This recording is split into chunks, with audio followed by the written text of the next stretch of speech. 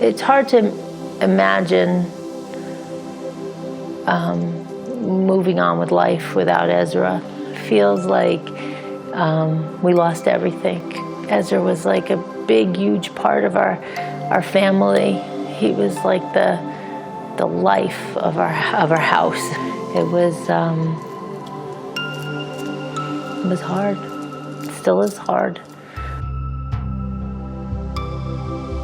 Ezra was very present in our family. He was always home. He brought his friends to our house.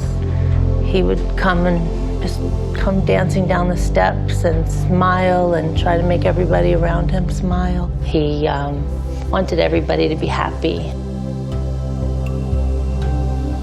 Ezra chose a yeshiva here in Israel that combined chesed with learning and tulim. And he really wanted to come to this program, Ashreinu, because it had a lot of different options for chesed. And he had gone to Ashreinu without knowing anybody. And he was just, finding his group and feeling happy with his friendships. Ezra was the life of the party. He was unbelievably popular amongst all the students here at Ashreinu. Anyone who he interacted with, such a tremendous smile, such an infectious laugh. And this is what attracted people to Ezra. One thing that Ezra always did was, if someone was sad around him, he would make this face, and it would always make just everyone smile and laugh and not be sad anymore. Ezra found it fascinating that we can travel the land and literally visit the same places that are mentioned in the Tanakh. Ezra had a mind of his own, and when he sat down and decided he wanted to do something, he got it done. And what's amazing is that literally the day that he was murdered, he had mentioned to one of our rabbis that after studying and learning together, he wanted to be able to complete the entire Tanakh. And he said, this is something I want to do, and this is a goal I have, and I'm going to finish. I think he loved Israel in the way that we grow up as, Jewish people, loving the state of Israel, knowing it's important. I was at work Thursday morning, and my husband called me, yelled into the phone. Ezra was attacked. Ezra was sitting against the window, and then we were stuck in traffic about 2 minutes away from the park, and then the shots rang out. I was sitting right across from him, so he fell into my seat. And then an hour or two later, we heard that he was dead. I quickly ran up to his room. I was lying on his bed, and I looked under his pillow. I saw a Tanakh. Every night since then that I spent in Yeshiva, I've slept in that bed. I was looking around at all of his things, and I just knew that I would never see him again. I couldn't believe it. I didn't want to believe it. We just cried for days.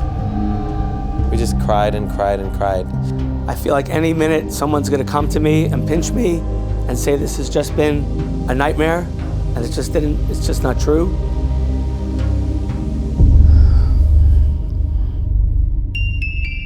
Ezra's friends throughout this whole terrible experience have been such a source of comfort. My ability to heal a little bit is to see how much he meant to them and how much they, care and feel for him and for us. Every time I'm learning something in Tanakh, or every time I'm going to do a chesed, or every time, even just in yeshiva, a lot of times I just think about him, I'm like, wow, I really miss him. And I think that someone who was just so amazing and someone who is making such growth and such strides, there isn't anything that can really embody him other than what he loved to do. I feel like the way for us to really continue Ezra's legacy, to start a track in his memory of learning Tanakh from the beginning till the end, combining it with weekly tiyulim. According to what we're learning, we would go visit there.